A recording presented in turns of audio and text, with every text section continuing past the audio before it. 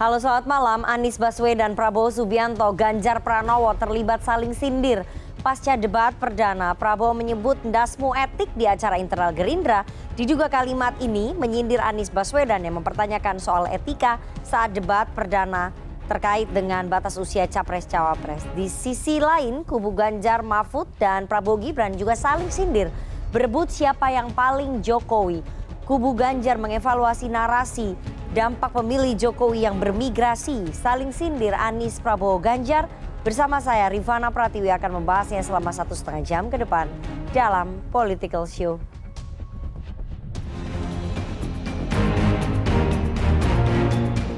Rakyat kita tahu ya bagaimana prosesnya ya. Yang Anda ke rumah saya, kita oposisi, Anda terpilih. Waktu habis, Bapak.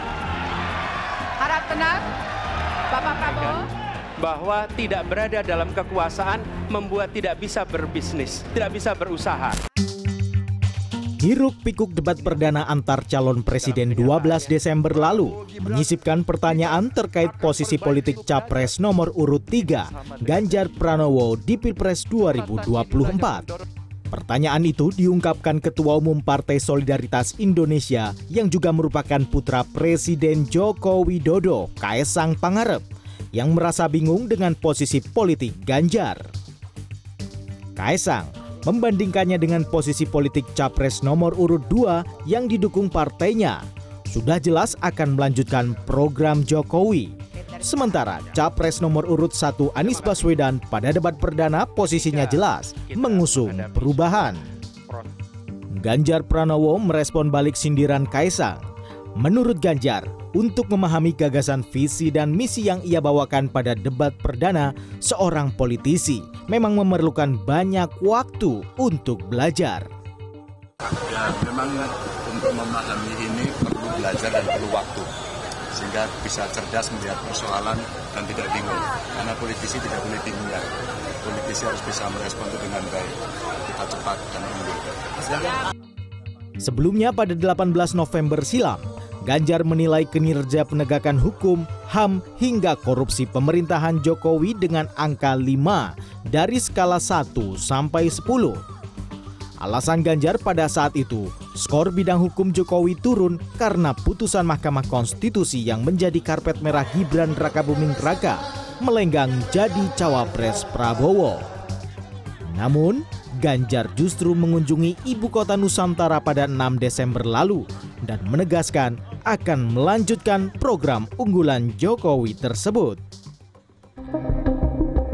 Deputi Politik 5.0 TPN Ganjar Mahfud Andi Wijayanto mengakui evaluasi narasi kampanye pasangan Ganjar Mahfud dilakukan untuk mengamankan suara pemilih Jokowi untuk memilih pasangan Ganjar Mahfud. Tentang strategi terutama asosiasi Pak Jokowi ke Mas Ganjar, kami pikir itu yang sesuatu yang perlu kami perkuat ya. Terkait merebut posisi siapa yang paling Jokowi antara Ganjar melawan Prabowo, masing-masing tim ses pun terlibat saling sindir. Sekretaris Tim Pemenangan Nasional Ganjar Mahfud Hasto Kristianto menyindir calon presiden nomor urut 2 Prabowo Subianto yang disebut tak bisa melakukan belusukan dalam masa kampanye Pilpres 2024. Hasto pun membandingkan Prabowo dengan Jokowi dan Ganjar yang dikenal khas dengan gaya belusukan. Dengan demikian, ketika Bung Karno melakukan belusukan, Bu Mega, Pak Jokowi dan Pak Ganjar melakukan belusukan, maka ini adalah karakter kepemimpinan ala PDI Perjuangan, saudara-saudara sekalian. Jadi mengapa Pak Prabowo nggak bisa belusukan? Karena Prabowo bukan dari PDI Perjuangan, Prabowo bukan Jokowi, sehingga tidak bisa melakukan belusukan, saudara. Sementara Sekretaris TKN Prabowo Gibran, Nusron Wahid mengatakan, Presiden Joko Widodo di periode 2014 dan 2019 bukanlah petugas partai, melainkan petugas rakyat dan negara. Nusron menilai, tidak mungkin Ganjar menjadi versi lain Jokowi di periode mendatang. Kalau ada yang menyerang kandidat kami dikatakan nggak bisa belusukan, berarti apa? Kandidat kami itu kuat secara gagasan. Ya kan, kandidat yang lain hanya bisa jalan-jalan nggak punya gagasan. Jangan-jangan. Pak Jokowi tahun 2024, Pak Jokowi tahun 2019, Pak Jokowi tahun 2014 bukan petugas partai, tetapi petugas rakyat dan petugas negara. Kita oposisi, Anda terpilih. Namun serangan ke Prabowo di debat Capres lalu tidak hanya datang dari kubu Ganjar Mahfud, tapi juga dari kubu Anies Baswedan Muhaimin Iskandar. Pakal Political Branding Silih Agung Wasesa melihat posisi Anies pada debat Capres lalu nampak menyerang Prabowo dan cenderung tidak menyerang Ganjar karena alasan elektabilitas.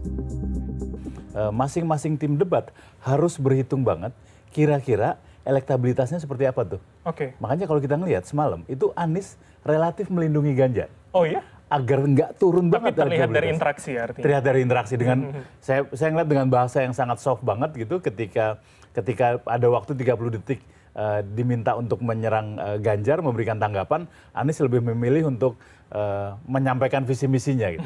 Dan kemudian Ganjar menjawab dengan cantik juga, oh ya saya setuju kalau begitu. Oke. Jadi itu karena apa? Karena kalau Ganjar tidak dilindungin, elektabilitasnya turun, larinya ke Prabowo. Oke, menarik. Dan itu bisa satu putaran. Apakah posisi ketiga paslon ini akan menentukan posisi serangan pada debat kedua antar Cawapres 22 Desember nanti? Tim Liputan, CNN Indonesia.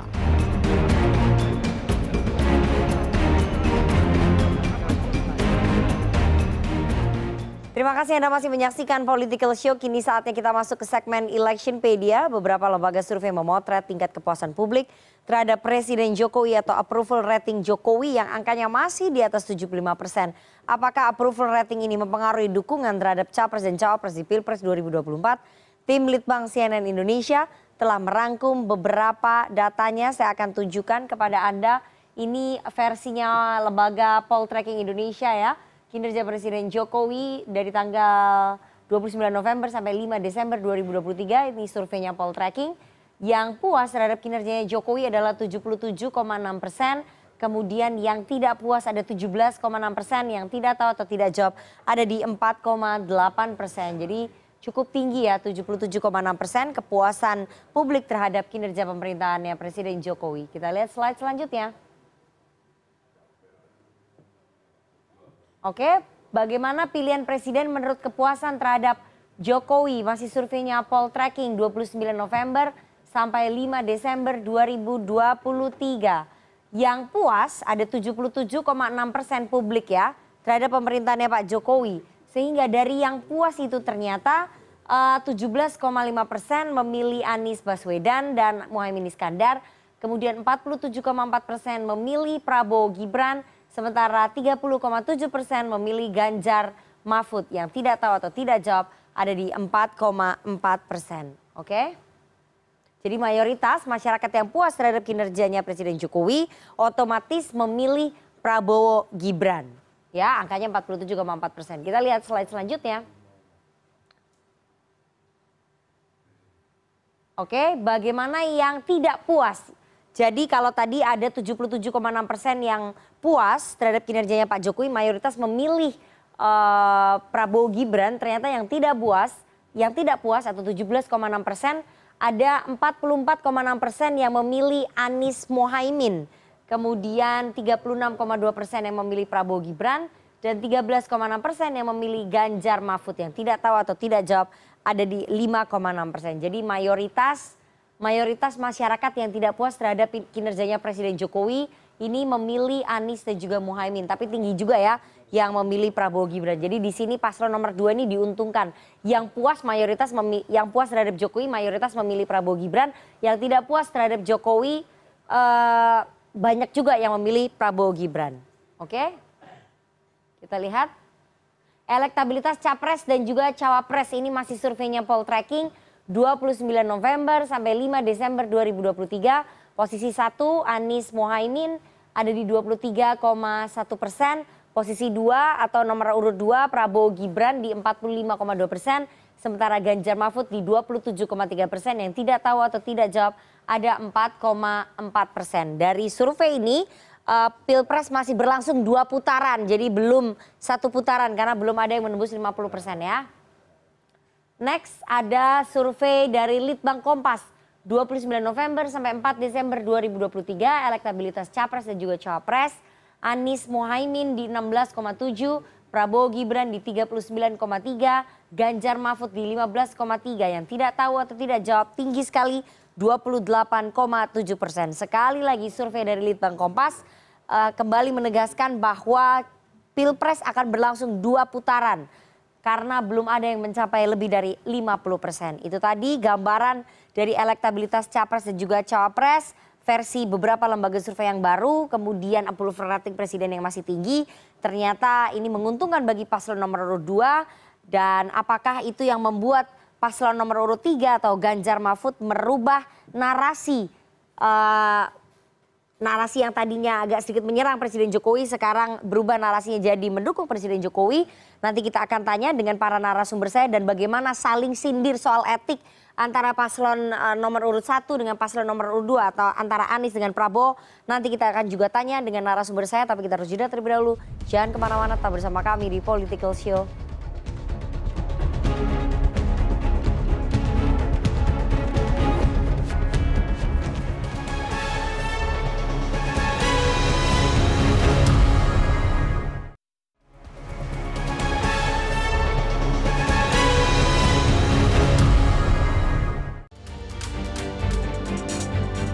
Gimana perasaan Mas Prabowo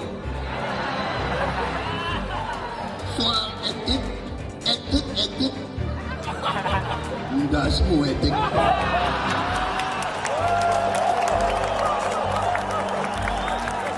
Memang etik itu mulainya dari kepala.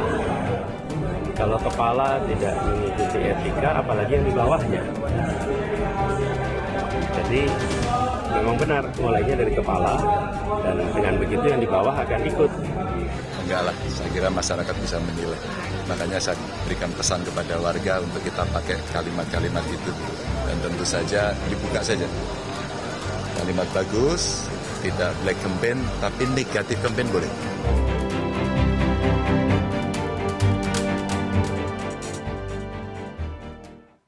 Terima kasih Anda masih bersama kami di Political Show. Anies Baswedan, Prabowo Subianto, Ganjar Pranowo terlibat saling sindir pasca debat perdana. Prabowo menyebut ndasmu etik di acara internal Gerindra. Diduga kalimat ini menyindir Anies Baswedan yang mempertanyakan soal etika saat debat perdana. Di sisi lain, kubu Ganjar Mahfud dan Prabowo Gibran juga saling sindir berebut siapa yang paling Jokowi. Kubu Ganjar mengevaluasi narasi dampak pemilih Jokowi yang bermigrasi. Saling sindir Anies, Prabowo, Ganjar. Malam ini kita akan membahasnya dengan narasumber di studio. Saya perkenalkan satu-satu. Ada asisten pelatih Timnas Amin. Saya baru tahu nih asisten pelatih ini berarti apa? Coach ya? Iya. Oke, coach atau asisten pelatih dari Timnas Amin. Siap, Gus siap. Jazilul Fawait. Selamat malam Gus Jazil. Malam. Assalamualaikum. Waalaikumsalam. Ada Wakil Komandan Komunikasi TKN Prabowo Gibran, Bang Fahri Hamzah. Bang Fahri Hamzah, selamat malam Bang Fahri. Waalaikumsalam. Ini udah lama gak ketemu, jadi saya agak-agak gimana gitu ya. Kita nostalgia dulu ya Bang. Susah banget saya ngundang Bang Fahri nih. Keliling-keliling terus. Ada Ketua Tim Penjadwalan TPN Ganjar Mahfud, Mas Aryo Bimo. Selamat malam Mas Bimo. Selamat malam. Nah. Oke, ya. Selamat malam. Ya. Kampanye aja silakan. Ntar saya kena semprit lagi dari KPI. Yang terakhir ada Direktur Eksekutif Barometer Politik Indonesia, Mas Adi Praitno. Selamat malam Mas Adi. Selamat malam Rifana. Oke, dan seperti biasa kita juga mengundang teman-teman mahasiswa untuk bergabung melalui sambungan virtual. Ada teman-teman dari Badan Eksekutif Mahasiswa Universitas Sriwijaya Sumatera Selatan. Oke, teman-teman dari Unsri. Terima kasih teman-teman dari Unsri. Suara kalian akan menentukan nanti pada 14 Februari 2024 jumlahnya ada 52% menurut data KPU. Tapi sekali lagi itu bisa terwujud kalau semua teman-teman ini datang ke TPS ya. Biasanya saya anak-anak milenial ataupun anak-anak Gen Z ini susah datang ke TPS pagi-pagi. Jadi pasti datang. Dia pakai optik, bikin optik. Oke, jadi teman-teman kalian boleh bertanya, mengkritik, mengungkapkan pendapat. Ingat bahwa masa depan Indonesia ada di tangan teman-teman semuanya. Oke, saya mau langsung saja. sebelum ke para narasumber, saya mau putarkan dulu ini pernyataan yang cukup kontroversial ya dan viral di media sosial yang disampaikan oleh Capres nomor urut 2 Prabowo Subianto. Kita dengarkan sama-sama. Gimana perasaan Mas Prabowo soal etik? Enggak semua etik.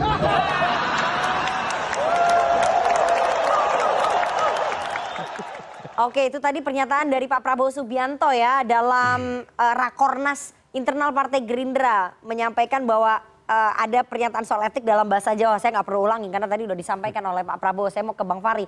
Bang Fahri, apa sih maksudnya pernyataannya Pak Prabowo itu? Motifnya apa sih Pak Prabowo menyampaikan itu soal etik dalam bahasa Jawa yang dalam tanda kutip itu cukup keras loh? Aku bukan orang Jawa. Oke. Tapi setauku itu adalah bahasa rakyat. Ya, jadi kalau kalian ini elit-elit ini nggak paham, ya memang itu alamatnya kepada rakyat. Oke. Jadi yang menangkap ini rakyat. Jadi rakyat itu terpanggil kembali memorinya tentang pemimpin yang tegas tapi humoris, tentang pemimpin yang jiwanya tenang dan lapang. Karena itu dia gampang sekali mengatakan kalah menang itu biasa, kalau nggak suka kami nggak usah pilih. Itu hanya keluar dari pemimpin yang jiwanya tenang dan dia lapang menghadapi permainan ini yang sudah biasa. Bahkan beliau sering mengatakan saya dikalahkan oleh Pak Jokowi berkali-kali dan karena itu saya belajar dari Pak Jokowi, itu berkali-kali dia ungkapkan. Jadi saya kira dalam masa pancaroba seperti sekarang ini, keunikan Pak Prabowo adalah karena dia lahir menjadi orang yang paling fasih menafsirkan situasi yang dikehendaki oleh masyarakat Indonesia. Itu, mohon maaf kalau saya mengatakan sedikit banyak Pak Prabowo itu gayanya seperti Bung Karno lah pada awal-awal kemerdekaan kita. Sehingga saya kira akan ada solidaritas besar dari masyarakat Indonesia untuk menjadikan Pak Prabowo sebagai unsur pemersatu dari situasi kita sekarang dan itulah yang nampak pada survei-survei yang Anda katakan tadi. Oke, Mbak Fahri, saya ingin tanya ya, pernyataan itu memang disampaikan sebagai balasan kepada Mas Anies Baswedan pada saat debat perdana ya? Pertama-tama itu kan forum internal partai. Oke, tapi pernyataan itu disampaikan ke siapa? Itu menanggapi balasan Anies Baswedan di dalam pertama-tama forum itu debat kan perdana? forum internal partai. Dan Pak Prabowo itu memang menangkap sesuatu yang ganjil kalau beliau dipersoalkan secara etik. Karena pada dasarnya sepanjang hidupnya itu penuh dengan orang tuh mengorbankan dia, meninggalkan dia, mengkhianati dia, tapi dia tidak pernah berbuat sebaliknya kepada orang. Dia nggak pernah ngomong jelek tentang orang. Dia selalu menganggap bahwa setiap anak bangsa itu punya porsi dan posisi di dalam peluang menjadi pemimpin secara nasional. Karena itulah di dekat kader-kadernya itu dia mau afirmasi kembali bahwa saya ini masih Prabowo yang dulu dan karena itulah kalau ada orang yang mempersoalkan etika saya bercandain aja. Kira-kira artinya memang pernyataan Pak Prabowo soal dasmu etik itu ditujukan kepada Anies Baswedan. Siapapun yang mempersoalkan kan yang soal etik di dalam forum debat itu Mas Anies Baswedan. Ya mungkin ya, saya nggak tahu ya. Makanya kan kemudian ada pertanyaan kembali tentang siapa yang konsisten, siapa yang tidak konsisten. Misalnya terkait dengan mentalitas oposisi, ya. Itu kan akhirnya kan pertanyaan soal etik kan soal putusan MK. Ya semuanya lah, karena itu kan konteksnya kan konteksnya adalah gugatan tentang seseorang itu punya etik atau tidak, apapun itu. Kalau soal keputusan MK kan etika tertinggi seorang warga negara adalah melaksanakan putusan yang sudah final dan mengikat kan. Jadi itu nggak bisa dipersoalkan. Jadi Pak Prabowo baper dengan Pak Prabowo enggak, dia bercandain aja kalau ada orang mempersoalkan. Jadi konteksnya bercanda ya? Dia bercandain orang. Dan setahu saya bukan orang Jawa ya. Bung Karno dulu bilang sontoloyo, ya kan. Pak Jokowi pernah ngulang itu, ya kan, di bahasa-bahasa rakyat itu kita sebut. kita dengar, kita bukan orang Jawa, tapi mengumpat itu adalah bagian dari hidup kita hari-hari. Jadi kalau Anda nganggap bangsa ini nggak suka mengumpat, itu kerjaan hari-hari rakyat kita tiap pagi. Oke, baik. Berarti itu konteksnya bercanda ya. Saya mau tanya ke ini bangsa penuh dengan humor. Ketopraknya di mana-mana, komikanya di mana-mana, jadi santai aja. Oke, baik. Saya mau tanya ke kubunya Anies dan juga Muhaimin. Ini bagaimana? Ini konteksnya memang ditujukan untuk capres Anda. Menanggapi pertanyaan capres Anda. Panas-panasin. Ya udah, oke terusin. Ya, benar. Panasin terus. Enggak, benar. Aku ikut Mas Gibran panasin. Memang ditujukan kepada, jangan ikut cawapres ya dong. Ini kan gak ada forum debat di sini. Bentar, Gus Jazil, itu memang ditujukan kepada, nggak dibantah soalnya sama Bang Fahri. Jadi kan tidak dibantah berarti benar dong, gitu kan. Kecuali dibantah. Gitu. Jadi menurut Gus Jazil gimana nih tanggapannya? Ya begini, nah seperti Pak Fahri sampaikan tadi itu biasa saja. Dan mudah-mudahan Pak Prabowo sering-sering lah bilang endas, matamu, lambemu. Ya menunjukkan keakraban kan kata Pak Fahri. Dan jadi nggak merasa tersinggung ya? Dan pasangan Amin lebih sering-sering lebih bagus tuh.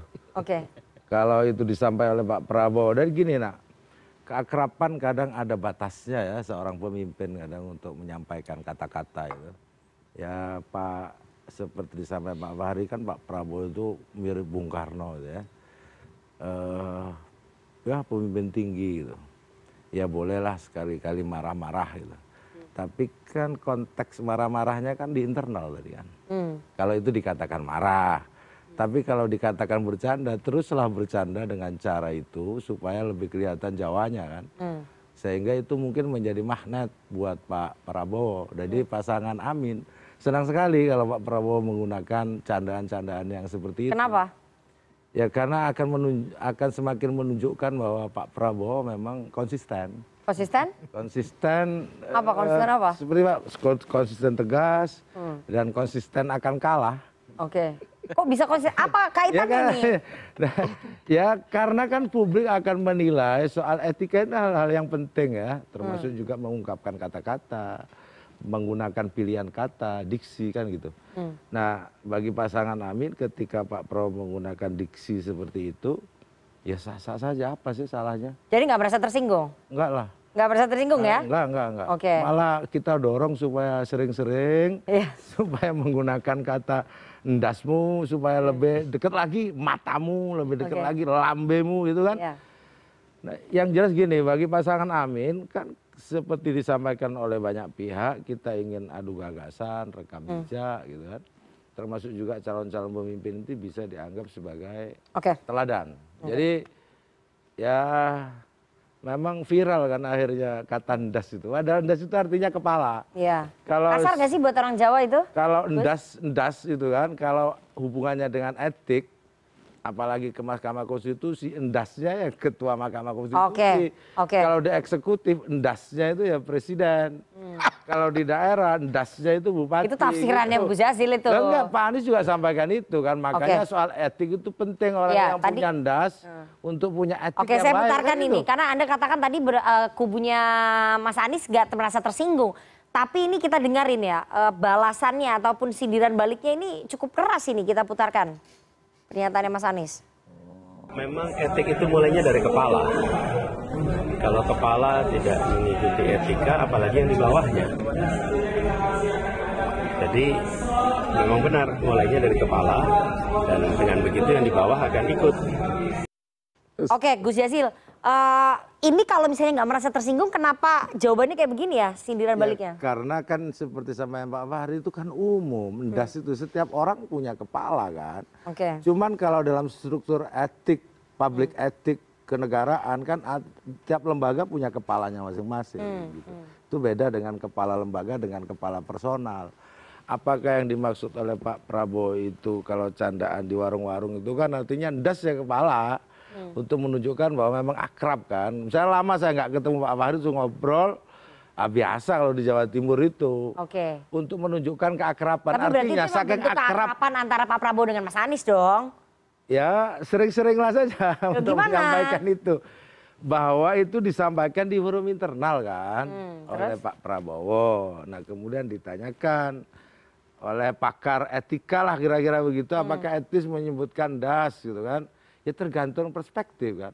Buat Pak Fahri yang dekat, ya nggak ada masalah kan. Mereka dekat dong berarti. Siapa? Pak Prabowo dengan Mas Anies. Ya dekat, bagi Mas Anies nggak ada musuh di antara yang ada. Kita dekat semua, yang penting gagasan terkait dengan pimpinan ke depan, masa depan Indonesia, itu yang penting gitu. Maka oleh sebab itu bagi seorang calon pemimpin ya harus jagalah untuk memilih diksi yang baik gitu. Diksi warung kopi mungkin cocok di tempat warung kopi begitu kan. Diksi untuk calon pemimpin, calon presiden ya Jadi itu diksinya nggak tepat gitu. Sebagai calon pemimpin, calon presiden gitu. Iya, diksinya kayak orang tukang becak kan akhirnya. Diksinya kayak orang tukang becak ini, Bang Fahri gimana capres Anda? Gimana?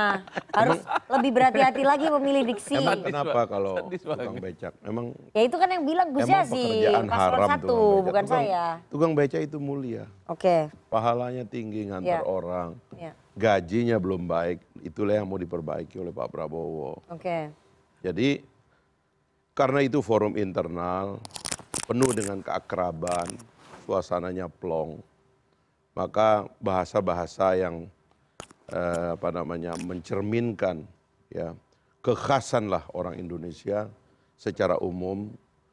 Kosakata itu nggak mungkin hilang dari percakapan kita, dan nggak boleh juga satu bangsa terjebak dalam formalitas sehingga menghilangkan hal-hal yang memang hidup di tengah masyarakat kita. Jadi saya kira nggak ada masalah lah. Kalau malah saya mempersoalkan kenapa kita terlalu sibuk membahas gimmick-gimmick itu, kenapa nggak kita membahas substansi aja. Dari pikiran-pikiran besar yang sudah disampaikan tentang bagaimana kita memperbaiki bangsa ini ke depan. Baik. Saya mau tanya ke paslon 3 ya, ke kubunya Mas Ganjar. Kalau tadi menurut kubunya Mas Anies ya harus hati-hati calon pemimpin memilih diksi, itu harus memilih diksi yang tepat, nggak boleh sembarangan, sesuai dengan tempatnya. Kalau dari paslon 3 melihat pernyataan itu gimana? Ya saya melihat pernyataan-pernyataan semacam itu tidak pernah terlontar di dalam kepemimpinan seorang Jokowi. Jokowi itu didungukan, dibajingankan aja dia cuma ketawa.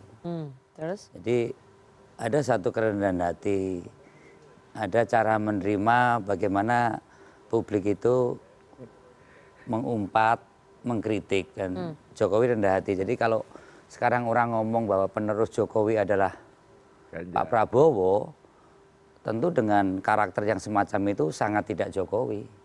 Sangat tidak Jokowi. Jadi saya melihat gimmick-gimmick gemo itu hanya menutupi keaslian Pak Prabowo yang menurut kita sebagai seorang pemimpin, kesantunan dalam kata dan ucapan dan perilaku itu harus menjadi sikap batin. Tapi kan katanya konsepnya bercanda di internal partai. Ya kalau ndasmu itu kan kalau orang Jawa Timur mungkin kan.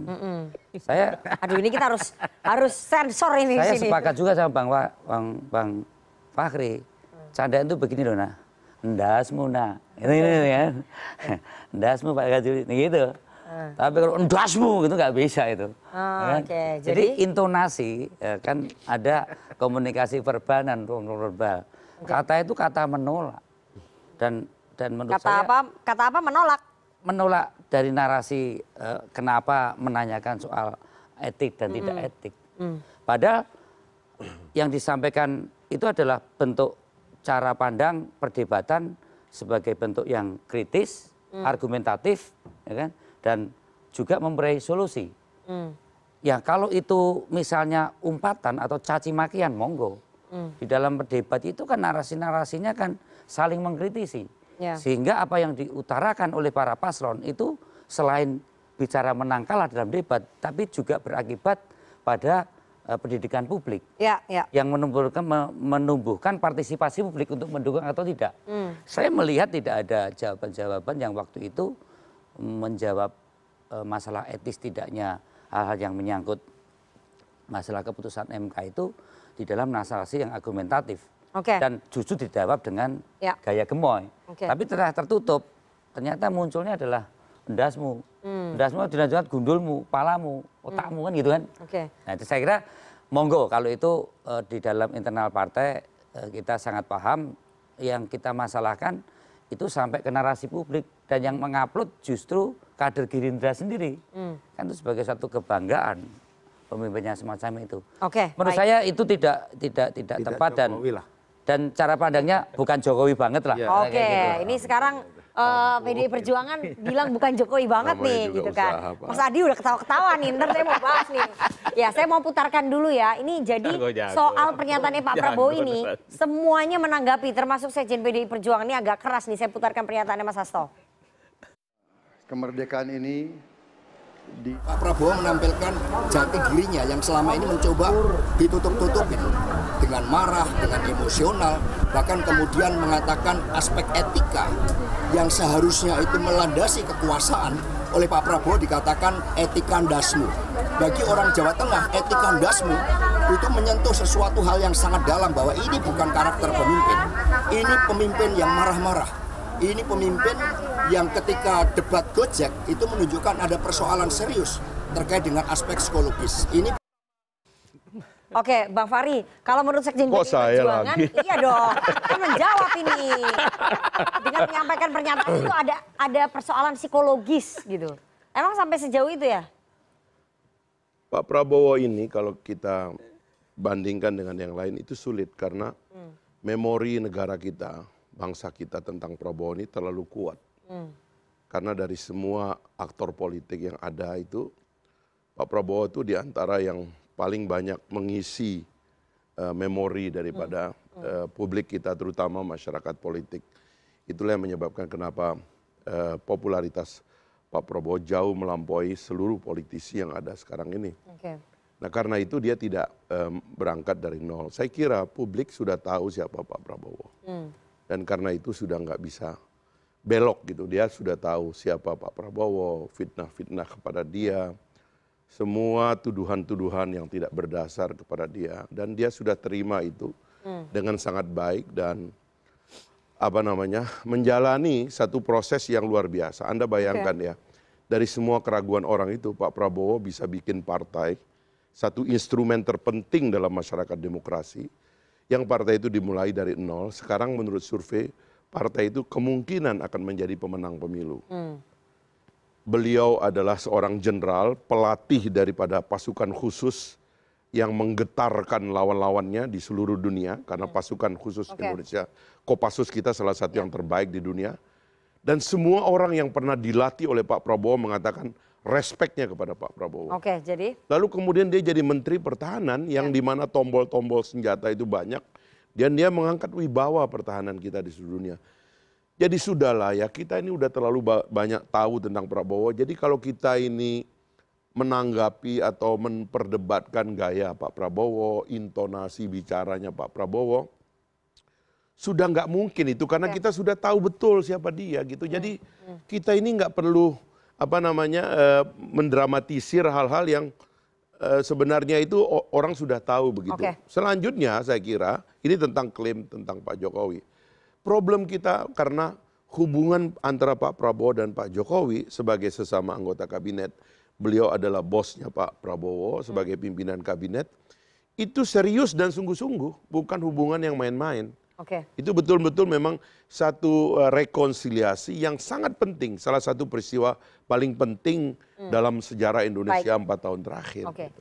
Soal hubungan ataupun klaim Pak Prabowo lebih Pak Jokowi atau Mas Ganjar lebih Pak Jokowi itu nanti saya akan bahas di segmen berikutnya. Tapi saya mau ke Mas Bimo dulu. Mas Bimo, ini kan sebetulnya yang dikritik itu kan yang disindir oleh Pak Prabowo itu Mas Anies gitu loh. Tapi kenapa kemudian Paslon 3 langsung ikut menanggapi juga dengan sekeras itu tuh, Mas Hasto?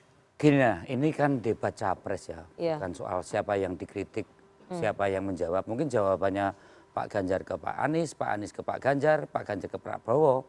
Publik kan akan menilai.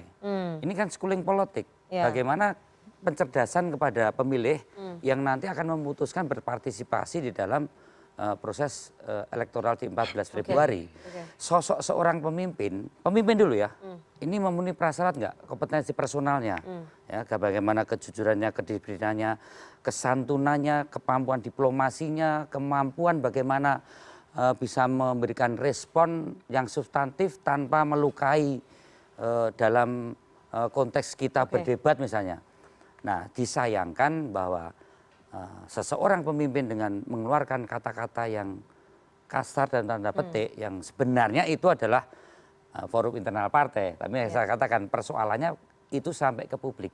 Dan publik akan menilai negatif pada Pak Prabowo. Nah, bagaimana seorang sosok pemimpin yang bisa mengeluarkan atau gemar mengeluarkan yang selama ini kan di brandingnya kan kita gemoy kan. Ada gemoynya, ada sesuatu yang menyenangkan dan Pak Prabowo tahu kata-kata itu sangat tidak gemoy gitu loh. Kan tahu harusnya tidak keluar. Jadi menurut saya ada standar minimize threshold di dalam kesantunan, di dalam berbicara seorang pemimpin. Yang kebetulan nanti pemimpin ini bisa jadi presiden. Yang setiap kali menghadapi berbagai persoalan yang menimbulkan emosi. Bahkan kadang hujatan, kritikan, caci makian seperti selama 10 tahun Pak Jokowi. Dengan dijawab dengan kesantunan. Mengapa saya katakan ini bukan perilaku yang bukan Jokowi banget. Karena beberapa kali tes case Jokowi dikritik, dihujat, dicaci maki, itu tetap dijawab dengan kesantunan.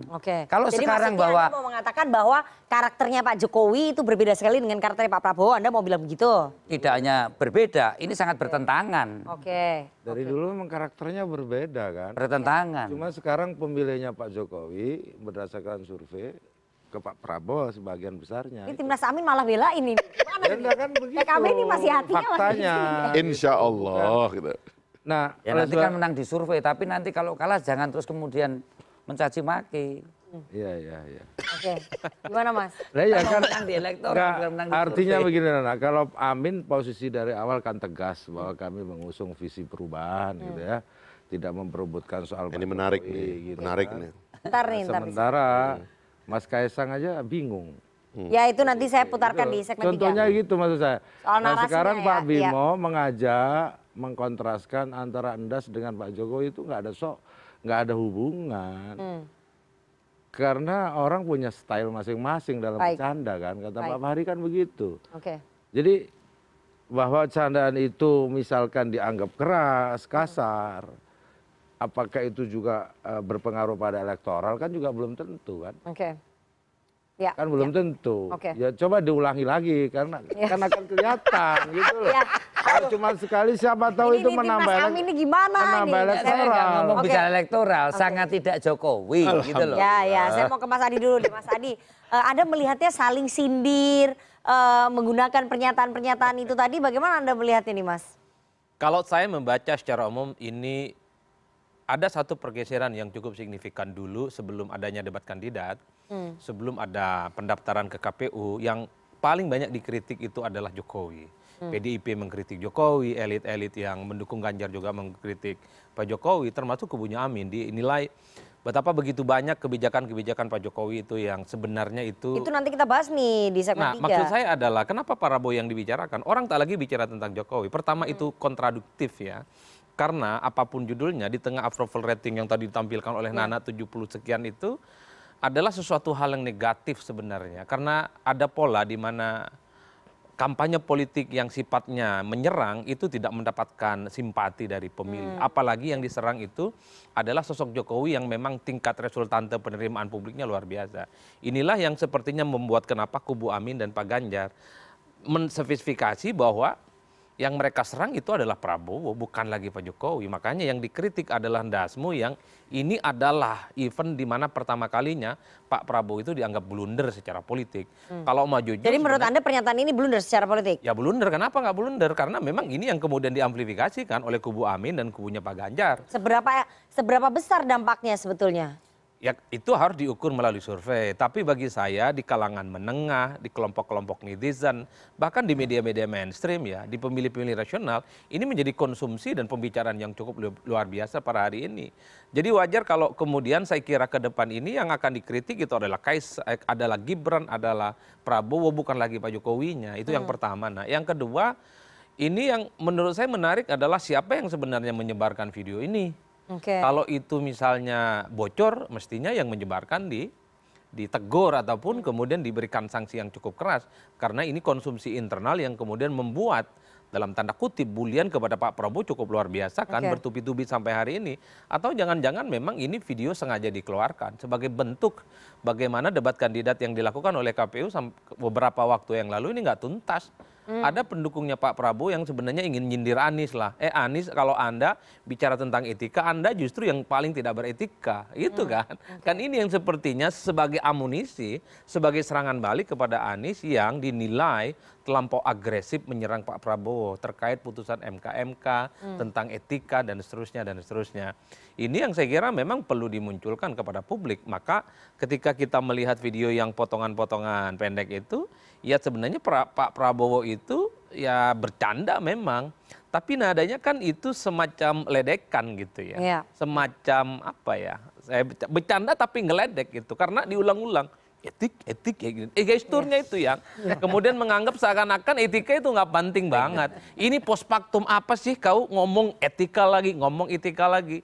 Gibran itu sudah bisa maju, ngapain diributin? Kan begitu sebenarnya bahasanya kalau mau ini berarti bentuk ekspresi kekesalan Pak Prabowo terhadap Anies Baswedan. Saya tidak mau menyebut kekesalan, semacam apa ya, ledekan yang cukup serius. Berarti ini bentuk kekesalan dong. Salah satunya, kenapa ngomongin etik lagi? Ini post factum, ini sudah peristiwa di luar forum debat ya. Di luar forum debat dan publik sudah melihat Mas Gibran sudah bisa maju. Anda kalau nggak setuju jangan pilih. Kan itu kalimat lanjutan yang sebenarnya ingin dilanjutkan dalam hal ini. Ini yang kemudian menjadi menarik. Nah, yang ketiga yang ingin saya katakan, kan kalau kita melihat kecenderungan rata-rata, pemilih kita itu kan kalau calon pemimpin harus menggunakan bahasa-bahasa formal. Jangan bahasa-bahasa warung kopi yang disebutkan oleh Gus Jazil misalnya atau Bang Bimo. Bahkan kalau bisa, calon pemimpin itu bercandanya pun harus ilmiah dan bahkan akademik gitu ya. Nah seperti Anies itulah. Anies mana pernah bercanda. Sekalinya bercanda dia harus mencari satu idiom ataupun tagline-tagline yang cukup akademis dan ilmiah. Bahkan kehidupannya Pak Anies itu kan cukup serius banget. Pakai batik kemana-mana, nggak pernah pakai kaos. Nggak pernah misalnya pakai pakaian-pakaian yang casual, bahwa ingin menunjukkan satu portofolio politik bahwa seorang pemimpin itu ya memang harus resmi penampilannya, jadi harus memang officially dia tidak pernah mengeluarkan statement-statement yang kemudian membuat suasana kebatinan yang kemudian menjadi gaduh ya. Tapi overall bagi saya ya inilah politik kita. Saya justru bersyukur kalau ada capres dan cawapres selalu blunder kayak gini. Kenapa? Minimal ada perdebatan yang diperbincangkan di publik. Kalau tidak isinya puji-pujian. Kalau tidak ya ini saling rangkulan. Tapi Anda melihat bahwa pernyataan yang disampaikan Pak Prabowo itu tidak akan merubah stigma orang terhadap beliau ya? Ataupun citra gemoy tadi? Ya kalau pada level elit ya berubah. Tapi di bawah kan ini kan nggak netes informasinya. Jangankan soal bagaimana soal ndasmu, tentang MK, tentang putusan Mahkamah Konstitusi, tentang politik dinasti, ini kan daya serapnya cuma 30%. Jadi amunisi untuk menyuntikkan informasi yang terkait dengan gemoy, ini yang tidak inline dengan sikapnya Pak Prabowo, itu amunisinya nggak cukup. Jadi inilah yang menurut saya, kalau memang ini adalah sesuatu yang efeknya negatif, seperti yang dibicarakan oleh kelompok kritis dan netizen, mestinya ini punya daya rusak elektabilitas. Tapi nyatanya nggak punya daya rusak apapun. Dan bahkan kalau melihat secara umum ya, Bang Fahri dan pendukung Prabowo secara umum ya apapun yang terjadi pada Prabowo, mau blunder, termasuk Gibran yang blunder ngomong asam sulfat. Ya bagi mereka nggak penting-penting amat, bagi elektabilitas mereka. Buktinya di survei-survei tetap tinggi. Bagi mereka ya blunder ini hanya ore-ore, bukan menjadi instrumen yang cukup penting. Jadi wajar kalau kemudian sebenarnya Pak Prabowo dan Gibran ini merasa di atas angin, bahwa seblunder apapun mereka tidak akan memberikan dampak negatif terhadap tingkat elektabilitas mereka. Baik. Itu analisisnya Mas Adi. Tapi kita sekali lagi nggak tahu sampai nanti di TPS 14 Februari 2024. Nanti di segmen selanjutnya saya akan bahas ya soal perubahan narasi saling sindir antara kubunya Ganjar dengan kubunya Prabowo soal klaim siapa yang paling Pak Jokowi. Tapi kita harus jeda terlebih dahulu. Jangan kemana-mana, tetap bersama kami di Political Show.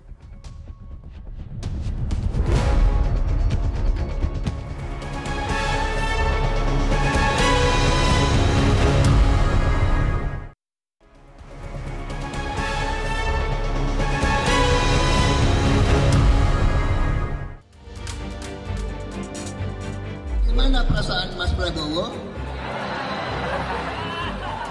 soal etik? Enggak semua etik.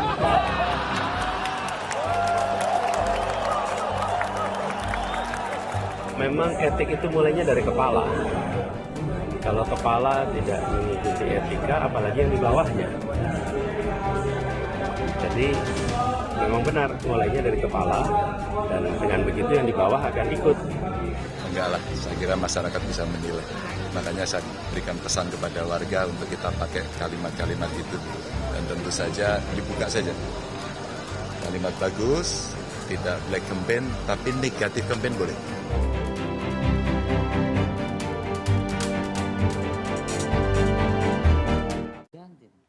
Ya, terima kasih Anda masih bersama kami di Political Show dan saya akan lanjutkan ya perbincangan kita dengan para narasumber. Tadi kita sudah bahas soal saling sindir antara kubu Anies dengan kubu Prabowo. Ternyata saling sindirnya bukan hanya berhenti di situ, tapi saling sindir ataupun saling klaim antara kubunya Ganjar dengan kubunya Prabowo. Saya akan putarkan ya pernyataan dari Capres nomor urut 3 Mas Ganjar dan timnya ini, kita dengarkan sama-sama. Dan ada salah satu capres yang mengatakan akan merevisi undang-undang IKN. Bagaimana tanggapan dari? Saya bukan capres itu. Tanggapannya Pak? Saya bukan capres itu. Tapi untuk mendukung kegiatan IKN saat ini? Sudah ada undang-undangnya, maka siapapun harus melaksanakan undang-undang itu. Tentang strategi terutama asosiasi Pak Jokowi ke Mas Ganjar, kami pikir itu yang sesuatu yang perlu kami perkuat ya. Jadi kalau teman-teman melihat visi misi yang ada di 8 gerak cepat Mas Ganjar, inti dari visi misi itu Indonesia unggul yang pada dasarnya membuat apa program-program strategis yang sudah dilakukan oleh Pak Jokowi, Mas Ganjar akan melakukannya lebih baik dan lebih cepat. Jadi cenderung tidak ada di visi misi kami yang mengatakan kami akan membatalkan program A, akan membatalkan program B. Itu tadi pernyataan dari Mas Ganjar Pranowo, Capres nomor urut 3, soal akan tetap melanjutkan IKN karena sudah ada undang-undangnya, dan pernyataan dari tim dari TPN Ganjar Mahfud ya, ada Mas Andi Wijayanto tadi mengatakan bahwa ada perubahan narasi. Saya mau tanya ya ke Mas Bimo ya, Mas Bimo, perubahan narasi kampanyenya Mas Ganjar ini untuk menarik kembali pemilih Pak Jokowi yang lari ke Pak Prabowo ya? Akhirnya ada perubahan narasi itu dan itu disadari loh. Gini Nana, jangan menyederhanakan dengan berpikir semacam itu. Tapi ada perubahan narasi nggak? Narasi sebagai jawaban terakhir ya. Jadi saya katakan bahwa mengusung Pak Jokowi, partai pengusung itu kan bukan mengusung orang kamu tak pindahkan ke situ. Iya, iya. Mengusung ide gagasan. Dari ideologi konstitusi menjadi visi, menjadi misi, menjadi kebijakan dan program. Itu kita jaga betul. Bagaimana misalnya saja tentang pemilu harus menghasilkan satu kesejahteraan. Ya, kesejahteraan menurut rakyat itu dua aja. Bagaimana meningkatkan pendapatan dan menurunkan pengeluaran. Jadi kita melihat program 10 tahun Jokowi itu adalah program Jokowi adalah kita. Yang kita usung. Yang diusung oleh? Oleh partai pengusung PDI Perjuangan dan partai pengusung lainnya. Jadi keberhasilan Jokowi 1.0 itu periode pertama, 1.2 periode kedua, dan Jokowi 3.0 adalah akan dilanjutkan dan ditambahkan oleh Ganjar Pranowo.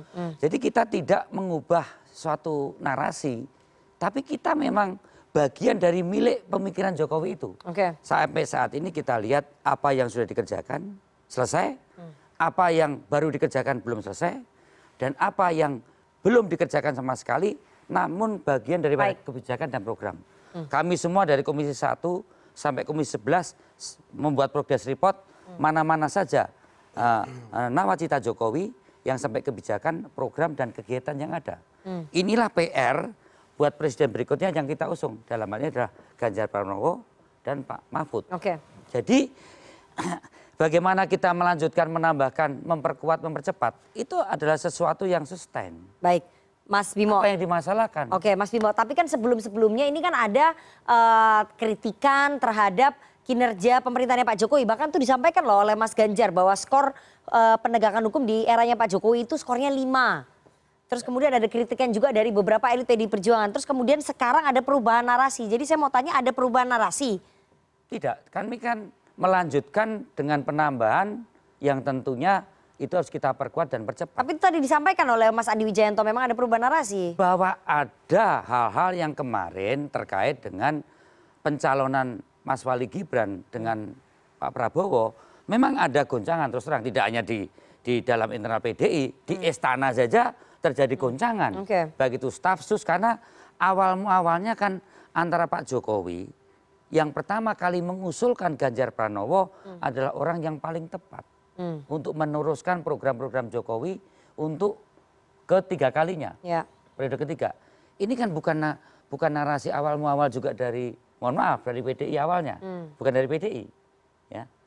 Waktu itu rambut putih, berkerut, macam kan. Jadi awal muawal ide menarasikan Ganjar Pranowo sebagai penerus itu kan Pak Jokowi. Tapi ini strategi ini memang dilakukan untuk menarik pemilihnya Pak Jokowi ya? Nah ada. Mengasosiasikan Mas Ganjar dengan Pak Jokowi lagi. Ada kecenderungan bahwa pada saat kita berbeda pendapat dan beda pandangan soal masalah pencalonan Mas Wali Kota Gibran, memang ada konstruksi. Ini Pak Jokowi bagaimana ya?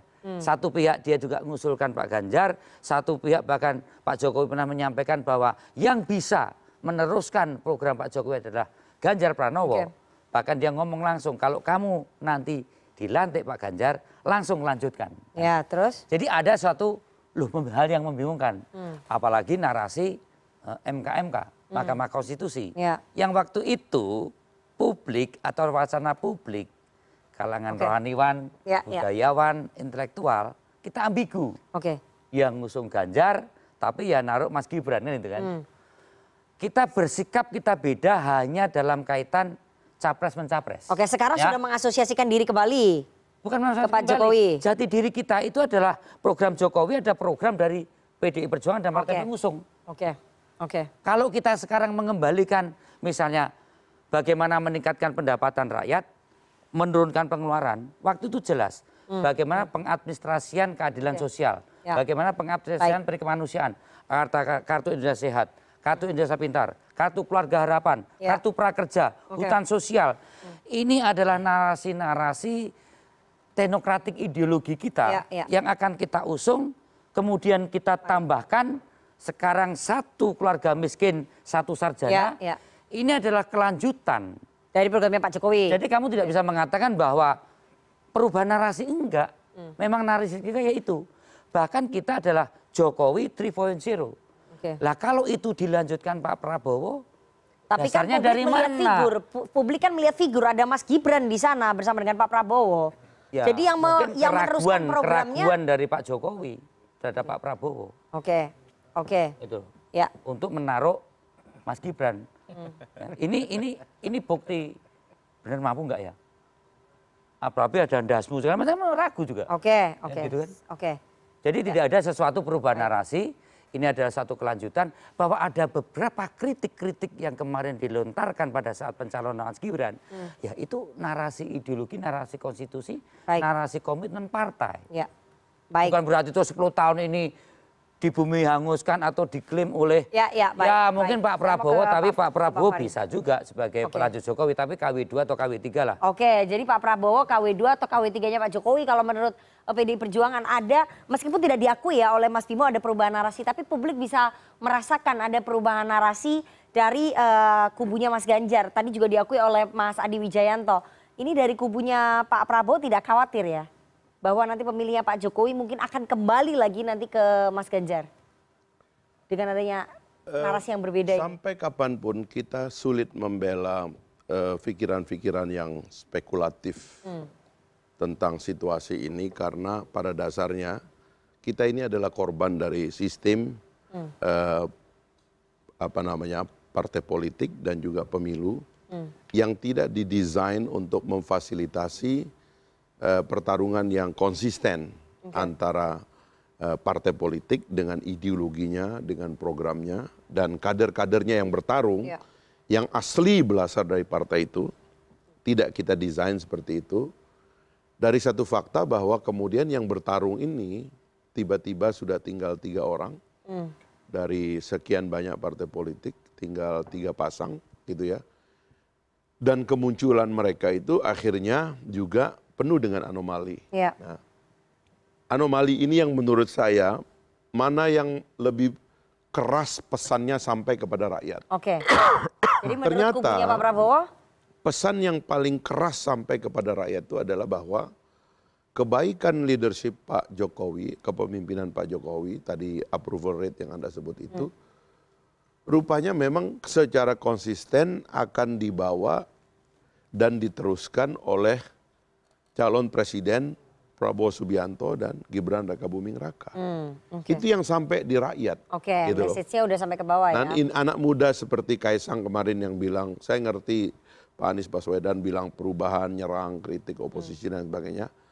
Saya ngerti Pak Prabowo, dia bilang mau ngelanjutkan, tapi saya nggak ngerti. Saya bingung. Saya bingung dengan Mas Ganjar. Tapi saya mau jelaskan gini, ini bukan sekedar jadi ketua umum partai, tapi ada satu generasi juga yang memang ingin membaca ini secara lebih jelas. Sebenarnya ini yang kami, mohon maaf di Partai Gelora dari awal itu mengadvokasi agar pertarungan ini harus dilihat oleh rakyat dalam satu posisi berdiri yang kuat gitu loh. Yang sekarang ini posisi berdirinya paling kuat itu cuma Pak Prabowo dan Mas Gibran. Tidak saja karena dari awal Pak Prabowo adalah anggota kabinet, yang sekarang masih menjadi anggota kabinet, secara real mengatakan saya penerus Pak Jokowi, saya loyal kepada Pak Jokowi, nyaris tanpa reserve. Ada Pak Mahfud, anggota kabinet juga. Ini kan yang message-nya paling kuat ditangkap ya. Lalu kemudian ada Gibran yang sebenarnya kader PDIP ya, yang tadinya Pak Jokowi. Ya kan, PDIP pernah ditawarkan untuk mencalonkan Mbak Puan dan Mas Ganjar sebagai wakil Pak Prabowo, tapi kemudian yang muncul adalah Gibran, kader PDIP dan anak biologis dari Pak Jokowi. Oleh publik itu ditangkap real sebagai yang melanjutkan. Ini dulu nih, ya, satu. Nah yang kedua, kalau saya mau usulkan, ya ini nanti silakan ditanya kepada ahlinya nanti. Tapi ini kira-kira saran saya ya. Kalau kita mau real menunjukkan posisi yang jelas, let's make it clear bahwa posisi nomor 1 dan nomor 3 itu betul-betul harus dibikin clear. Ya nomor 1 kan. Kalau saya ya, ini yang mesti kita bongkar. Rakyat tuh ingin menonton satu pertarungan yang clear. Mumpung ini calonnya cuma 3. Kalau saya kan pakai teori harusnya putaran pertama calonnya banyak. Nanti putaran kedua baru calonnya tinggal 2. Tapi sekarang oke lah udah tinggal 3. Identifikasinya nggak terlalu rumit. Ya, terus? Bikin tuh clear. Kalau menurut saya nih ya, yang membuat rakyat itu terlalu kuat kepada Pak Prabowo adalah karena mohon maaf, nomor 1 dan nomor 3 tidak jelas. Nomor 1 misalnya, bicara perubahan. Kenapa sih enggak? Ayolah sekarang Pak Surya Paloh, Habib Salim, Gus Muhaimin kita duduk. Kayaknya kita perlu tarung yang agak serius nih. Sebagai oposisi dan sebagai perubahan. Ayo kita bertarung agak real. Mari kita tunjukkan kepada rakyat bahwa kita mau sungguh-sungguh bertarung ini. Dan mempersoalkan semua ini yang bermasalah. Dan kita mau perbaiki semua ini. Dengan cara kita sendiri. Itu tapi surveinya antitesis daripada itu. Tapi tadi surveinya Poltreking kan menunjukkan bahwa mayoritas yang tidak puas terhadap pemerintahannya Jokowi memang memilih paslon 1. Ya itu dia. Artinya kan message-nya sampai juga ke masyarakat. Tapi kan kalau lebih clear message-nya kan jangan-jangan kuenya nambah. Kan ini yang harus dibikin clear. Sekarang ini ada kesulitan. Atau jangan-jangan memang masyarakat sudah terstigma karena memang anaknya Pak Jokowi. Bentar dulu, ini kita dudukin satu-satu dulu. Karena ini proposal yang sebenarnya menarik kalau kita tawarkan gitu. Misalnya ya, kalau betul itu mau dilakukan, clear semua berada di luar, lalu dia bilang kita tempur sekarang secara terbuka. Tapi pertanyaannya, benar nggak sih kita ini punya mentalitas oposisi? Benar nggak pasangan nomor 1 itu punya mentalitas untuk melawan sebagai oposisi yang terbuka gitu loh. Ini baru 1 nih. Kepada nomor 3 juga demikian. Kalau memang posisinya itu mau dibikin jelas, bikin jelas. Kalau mau mengatakan kami adalah juga yang melanjutkan Pak Jokowi dan menerima semua proposal Pak Jokowi dan semua apa yang sudah dilancang oleh Pak Jokowi, katakan secara jujur. Jangan gesturnya macam-macam. Nah, menurut ini sebenarnya jujur nih, kita ngasih saran supaya pertarungan ini asyik.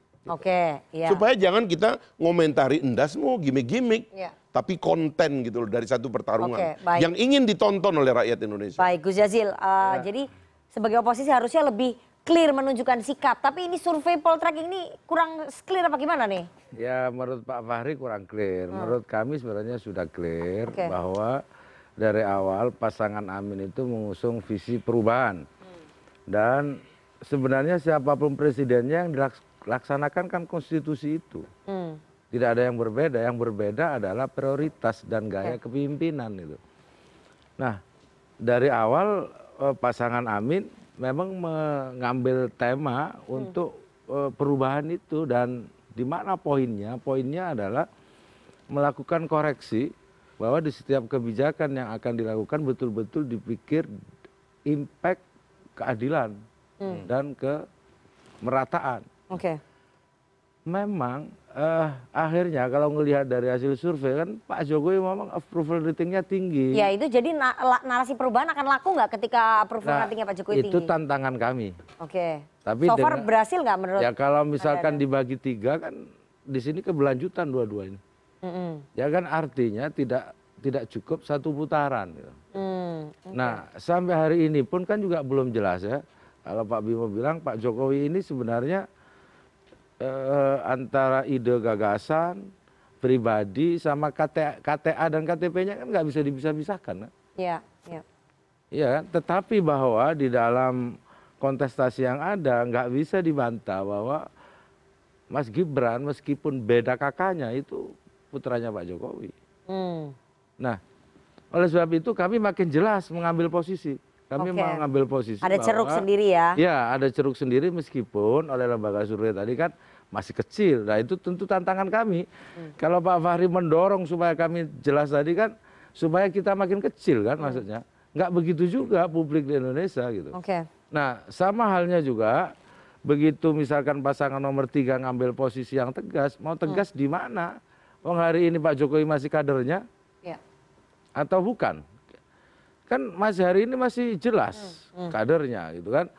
Apa yang mau dipertegas di situ? Oleh sebab itu kami melihat pasangan Amin bahwa memang dari awal yang bekerja di depan publik itu hanya 2 poros, poros perubahan dan poros keberlanjutan.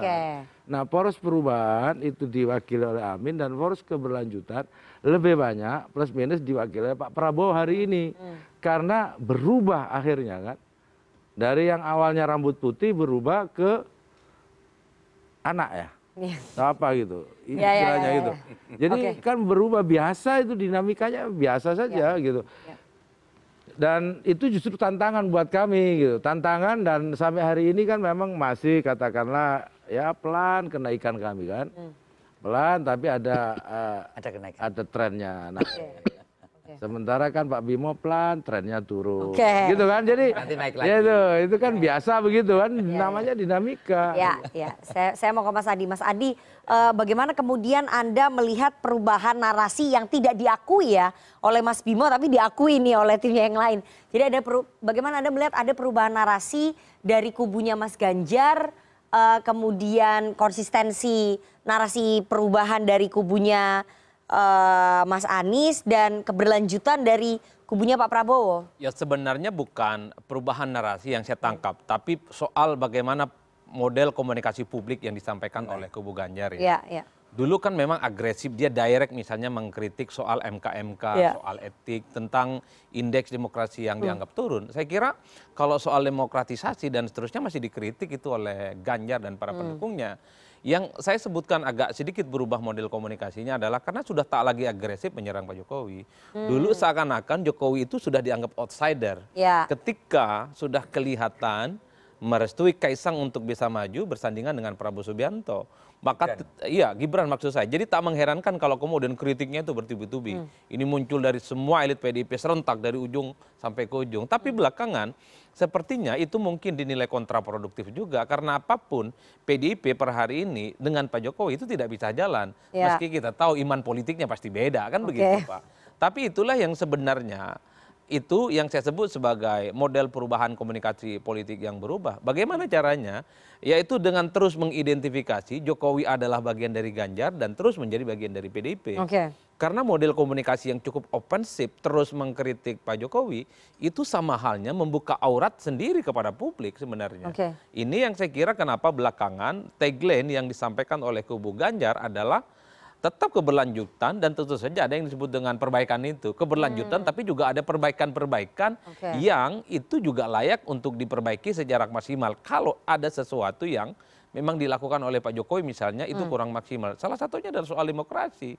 Ganjar itu kan sering mengkritik soal bagaimana demokrasi, kemudian ada intimidasi dan seterusnya. Ini yang saya kira ini soal bagaimana pertarungan narasi politik sebenarnya menuju di 2024.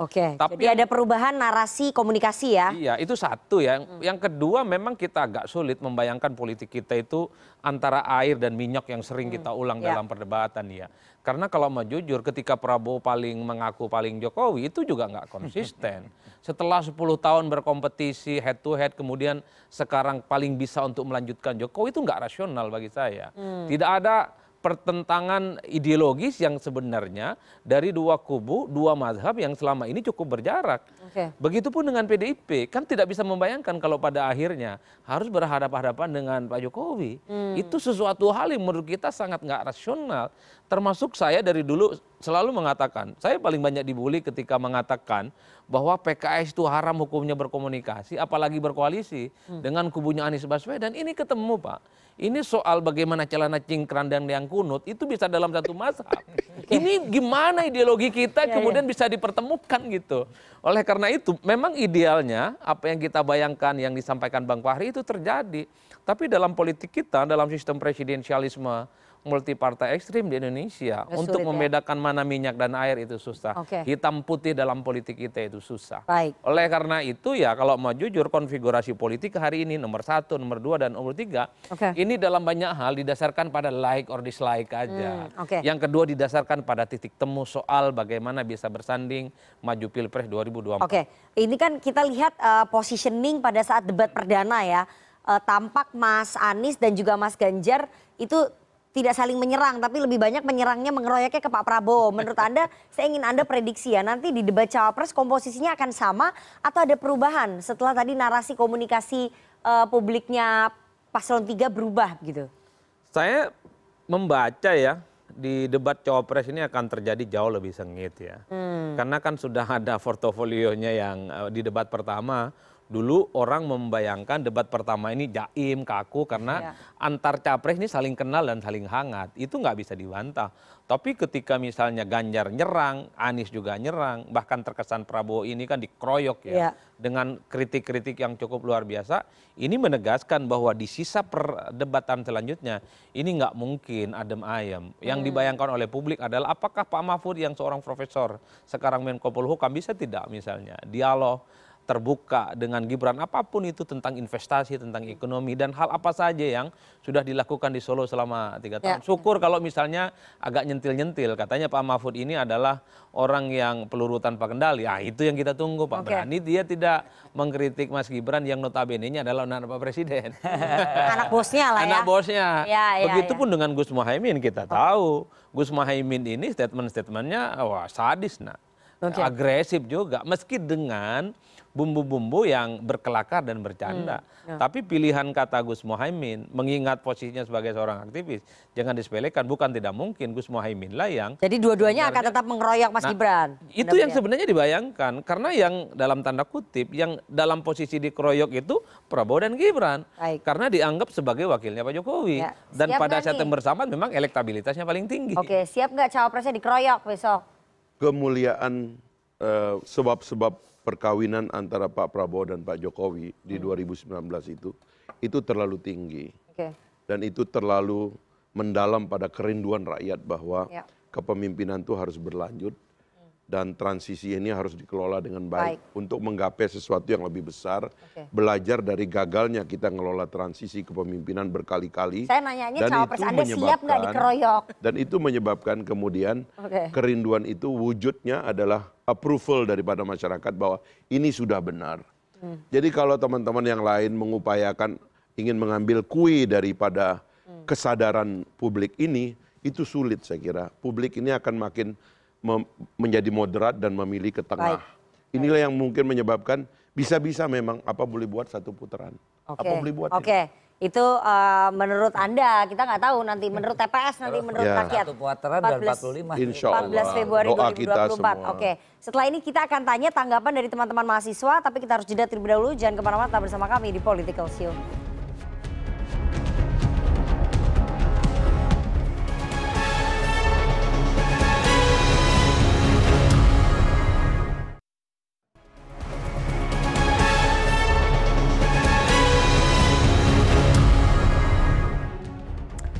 Terima kasih Anda masih bersama kami di Political Show dan kita akan langsung bergabung dengan teman-teman dari Badan Eksekutif Mahasiswa Universitas Sriwijaya Sumatera Selatan.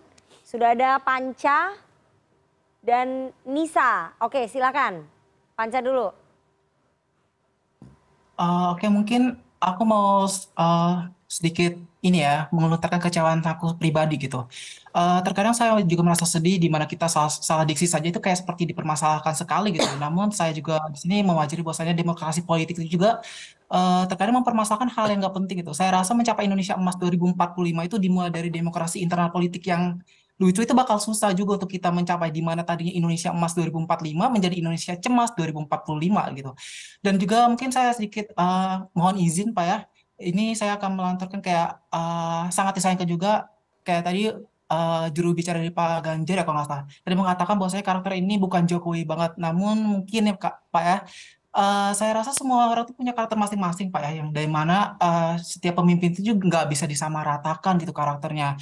Citra Goma itu sendiri menurut saya itu lebih melekat ke Pak Prabowo ya karena itu realitas yang dilihat masyarakat terutama Gen Z dan juga milenial gitu. Namun saya juga di sini sebenarnya mewajari bahwasanya perbedaan jokes antara bapak-bapak dan juga milenial itu juga sedikit berbeda penangkapannya gitu dalam hal ini. Dan juga saya rasa ini kayak tiap pemilihan ini kayak bakal ada kayak selalu ada gitu yang namanya sentil-sentilan dalam hal-hal yang menurut saya. Oke, jadi pertanyaannya apa nih? Oke, itu mungkin kayak sedikit pernyataan dulu untuk saya. Nah, di sini aku mau menyentuh karena aku menyentuh terkait Gen Z dan juga milenial kan dalam pemilihan saat ini nih. Kira-kira strategi apa sih yang diterapin oleh masing-masing kubu nih? Aku mau nanya tentang itu. Bagaimana strategi atau cara unik apa yang dilakukan masing-masing capres dan cawapres untuk mengait suara milenial dan Gen Z di kala eskalasi framing media mengenai Pilpres ini menuju puncak topik terhangat saat ini gitu. Baik, satu lagi Nisa. Baik, terima kasih Mbak atas kesempatannya. Selamat malam. Perkenalkan saya Anissa. Mungkin pertanyaan saya ini tidak membahas tentang etika saja terkait debat perdana calon presiden dari 3 kandidat yang telah terdaftar di KPU Pusat.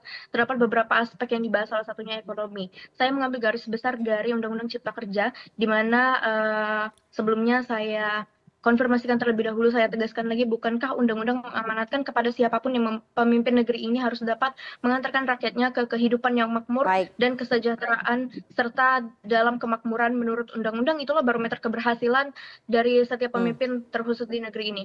Kemudian masuk ke Undang-Undang Cipta Kerja, di mana di sini poin yang semua diangkat sebagai tenaga kerja kontrak. Oke, kalau misalkan itu diperuntukkan untuk fresh graduate atau yang baru lulus, kami juga sadar itu mungkin karena kami belum profesional dan sekaligus proses seleksi untuk mendapatkan tenaga kerja yang handal dan profesional agar menjadi sumber daya manusia dan berstandar internasional. Sebentar Mbak, ada sedikit lagi, tapi kita juga perlu memikirkan honorer. Mereka telah banyak honorer yang telah mengabdi puluhan tahun atau bahkan belasan tahun, puluhan tahun dengan fasilitas yang sangat minim dan kesejahteraan yang terbatas. Terutama para guru yang mencetak orang-orang hebat. Kemudian pertanyaan saya itu berdasarkan debat perdana yang telah sama-sama kita saksikan. Walaupun banyak yang bilang nggak greget atau kurang puas karena banyak sekali guyonan dan lain sebagainya. Menurut bapak-bapak sekalian, para narasumber kita yang luar biasa pada malam hari ini, apa yang meyakinkan kami dan apakah calon presiden 2024 ini ketika terpilih menjadi presiden nanti dapat merevisi atau mengulas ulang terhadap aturan-aturan yang kurang pas selama beberapa periode terakhir ini.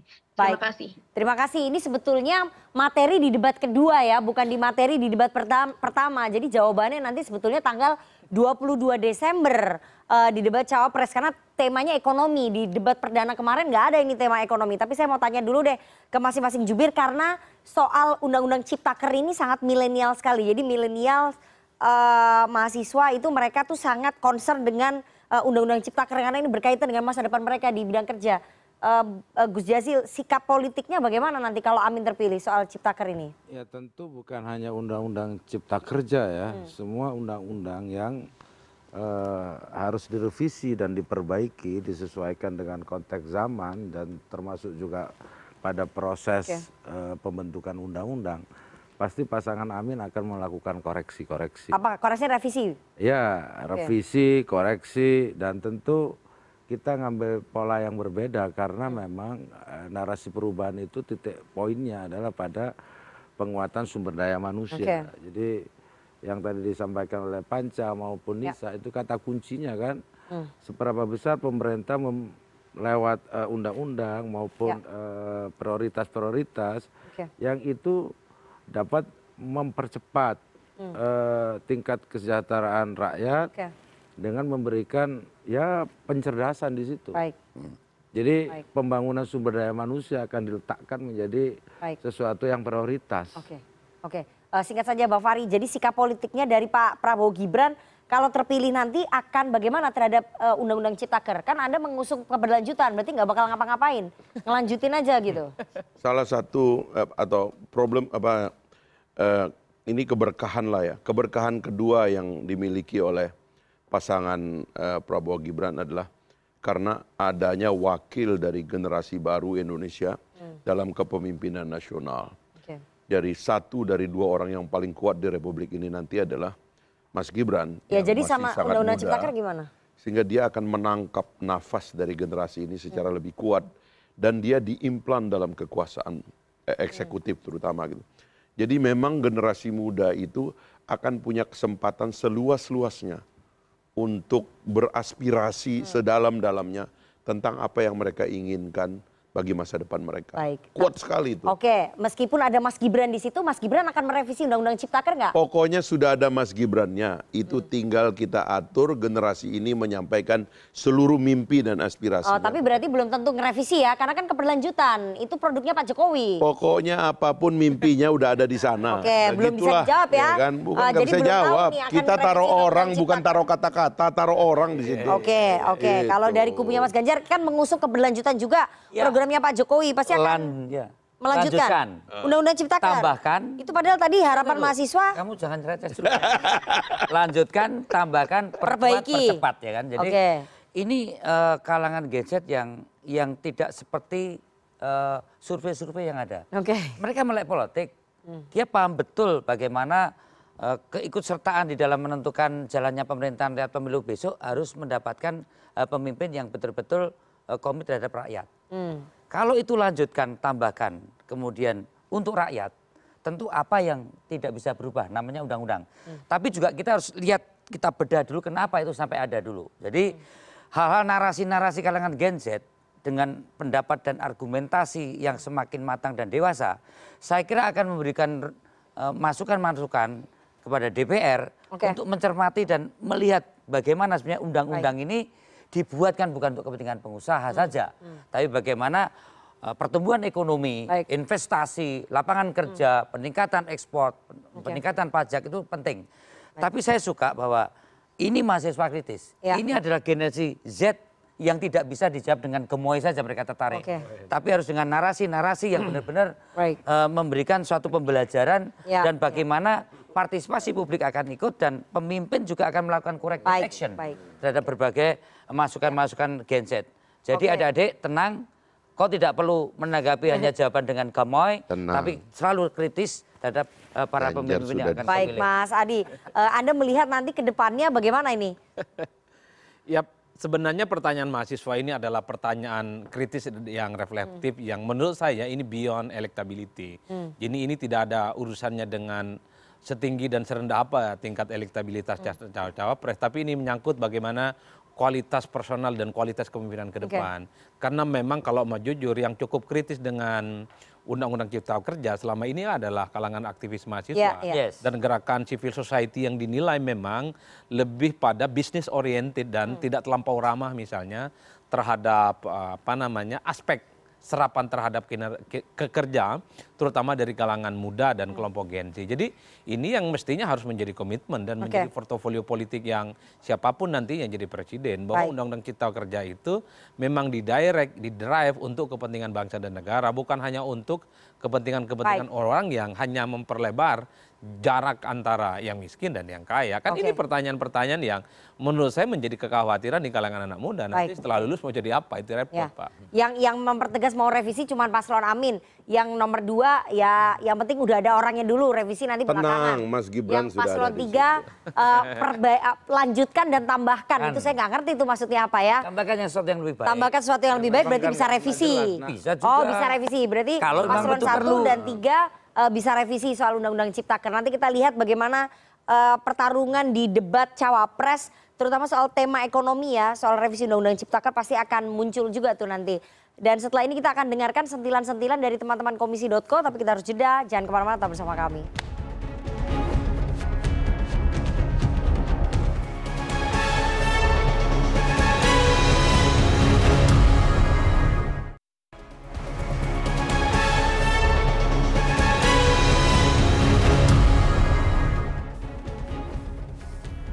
Assalamualaikum warahmatullahi wabarakatuh. Waalaikumsalam warahmatullahi wabarakatuh. Seru sekali diskusi malam hari ini, topiknya juga. Jangan dimarahin dulu dong. Iya, baru mau mulai nih, Pak. Baru mau mulai loh. Iya. Topiknya seru sekali, saling sindir Anies, Prabowo, Ganjar.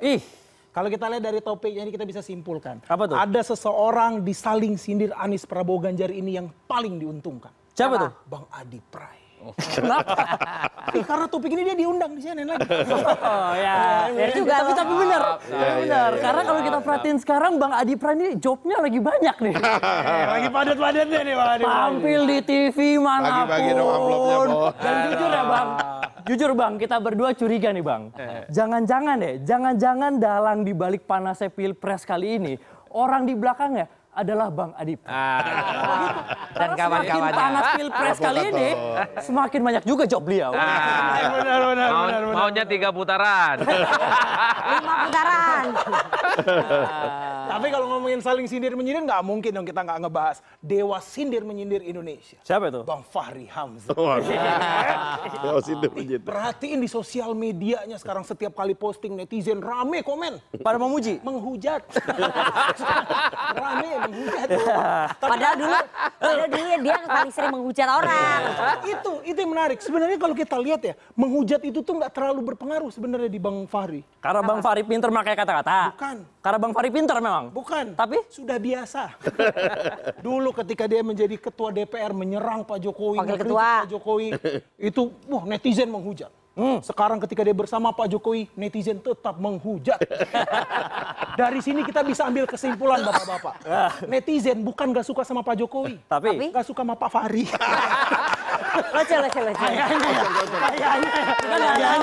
Mantap. Aman. Tapi kita juga kedatangan orang lain dong. Kita juga kedatangan Abang Arya Bima, perwakilan dari tim Ganjar. Tepuk tangan. Yang di mana ya saat ini tuh lagi seru karena Pak Hasto itu mengeluarkan statement. Katanya sekarang Pak Jokowi ada di belakang Pak Ganjar. Wih, netizen heboh tuh. Pada mikir, oh sekarang Pak Jokowi mendukung Pak Ganjar. Serius bener? Tunggu dulu. Saya yakin ini belum statement yang lengkap. Kenapa? Saya yakin statement yang lengkap itu adalah Pak Jokowi ada di belakang Pak Ganjar mendukung Pak Prabowo. Masih bisa ya? Masih bisa. Mungkin ini Pak Ganjar di belakang Pak Prabowo, Pak Jokowi. Pak Prabowo ayo terus Pak. Seperti itu. Kita nggak mungkin nggak ngebahas juga Abang Jazilul Fawais. Dari kubu Anies Pak Prabowo nyoblos Pak Ganjar. Yang katanya kemarin netizen bilang performanya bagus pas debat. Apalagi closingnya aku ingat banget dibilang Wakanda nomor Indonesia forever. Itu katanya terinspirasi dari karena masyarakat Indonesia kalau mau mengkritik Indonesia itu mengganti namanya dengan Wakanda ya Bang ya. Betul. Jadi demokrasi belum utuh. Ya. Tapi sorry nih Bang ya. Sorry nih ya. Gemoy. Sorry nih ya. Sorry Mas Anies. Sorry. Menurut itu nggak tepat karena kami komika mengkritik setiap hari pakai bahasa Indonesia, nama Indonesia kami sebut. Bahkan di sini di TV nasional untuk pertama kalinya kami akan dengan lantang mengkritik negara Indonesia. Boleh ya Mbak Nana ya? Boleh. Pemerintah Indonesia kerjanya mantap. Pemerintah Indonesia nggak pernah cawe-cawe. Pemerintah Indonesia presidennya selalu pro rakyat. Mantap. Terutama anaknya, nama saya aduh. Hidup Jokowi. Hati undang-undang ITE. Hidup Gibran. Oke, terima kasih Aldo dan juga Duto dari komisi.co malam ini lucu sekali. Oke, cocok. Diperpanjang kontraknya nanti ya. Oke, penampilan dari Aldo dan juga Duto dari komisi.co sekaligus menutup perbincangan kita dengan para narasumber. Terima kasih Bapak-bapak sudah hadir pada malam hari ini dan juga teman-teman dari Badan Eksekutif Mahasiswa Universitas Sriwijaya Sumatera Selatan yang sudah bergabung melalui sambungan virtual. Nanti kita akan ketemu lagi hari Senin depan jam 20.30 waktu Indonesia Barat. Saya Rifana Pratiwi pamit, selamat malam, sampai jumpa.